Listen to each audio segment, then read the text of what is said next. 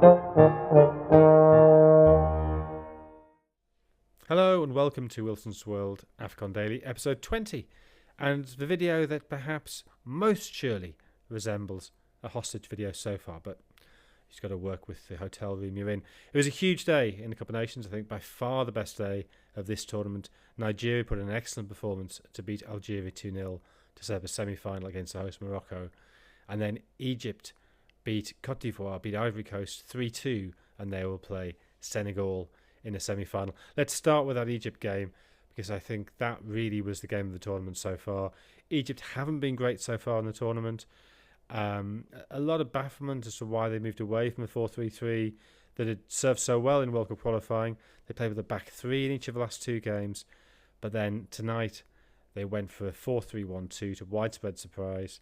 Imam Ashur playing behind Salah and Marmoush, Salah to the right, Marmoush to the left, and that worked incredibly effectively. They only had 29% of the ball, but they looked very, very dangerous on the break. And apart from Cote d'Ivoire's set plays, apart from corners, free kicks, really Egypt didn't look in too much danger. They were very, very vulnerable to their set plays, and that's I'm sure something that Senegal will look at. So as early as the 4th minute, Hamdi Fati, who was back in midfield, where I think he prefers to be, he dispossessed Franck Kessié on halfway. Then Ashur slips in Marmoush, who turns past Odilon Kosunu, who gets his weight all wrong. It's very similar, actually, to what happened to Kolo against Amir Zaki in the semi-final between these sides in Kumasi in 2008. The Ivorian defender made it look pretty silly as the Egyptian forward skips by him. Second then came as a Salah corner was headed in by Rami Rabia, but that was won. The corner was won by Marmoush pressing Gwelendoué. So again, it was the press that was key. Kosunu then flicked on a Yan Diamonde free kick, and it went in off Ahmed Fotu just before half-time, which gave Ivory Coast hope. But then an excellent break ends with Ashur laying in Salah to finish very well. That made it 3-1. Doué pulled one back from another corner, but Egypt held on. I think the shape suggests how they will be going forward, but more than that, the way they played. Yeah, Egyptian football obviously had that golden age between 2006 and 2010 when they won the tournament 3 times. They then didn't qualify for 3 tournaments in a row, amid the political crisis in Egypt as Mubarak was toppled, and then Morsi was elected, and then he was toppled by the coup, and the Sisi took over. That's 3 years, and of course that enveloped football with the tragedy of Port Said, when 74 Al Ahly fans were killed. And Egyptian football really has never quite got back to the same level since those missing out 3 times. It got to 2 finals in 2017 and then the 2021 tournament played in 2022. But if you look at the knockouts in those 2 tournaments, they only actually won 1 game in 90 minutes. A 1-0 win over Morocco in Port-Gentil in the quarterfinal in 2017. The others were all penalties or they needed extra time.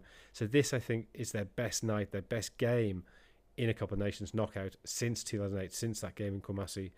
I mean, obviously, you look at 2010 as well, but I think in terms of the verve, the width, the imagination of the performance, this looked, it's one game, let's not get carried away, but it began to look like the old Egypt. And of course now, we look at this in more detail as we get nearer the semi-final, but they got a rematch with Senegal, who beat them in that 2021 final played in 2022, and then again a month later in the World Cup qualifying playoff. The Nigeria-Algeria game was a game, I have to say, it went completely different to how I expected to play. I thought Nigeria were very good going forward and pretty weak at the back, but here they completely dominated. Half-time was still 0-0, though no idea how. Yeah, Algeria were really under pressure, couldn't get going, kept giving the ball away in their own half. There was a Calvin Bassey volley from a set play. It was a deflected goal. It was off the keeper, off Zidane. That was cleared off the line by Rami Bensabiani. And then Akko Adams was set clean through and put it just over when he had just Lucas Zidane to beat. As you thought then, maybe Vladimir Petkovic will be able to sort this out at half-time, and Nigeria will pay for not having taken their chances. But just 2 minutes into the second half, Bruno Onyemaechi crossed for Victor Osimhen to head in at the back post. Really good header, got it well, hung for ages, headed down, Zidane nowhere near it. Second came 10 minutes later.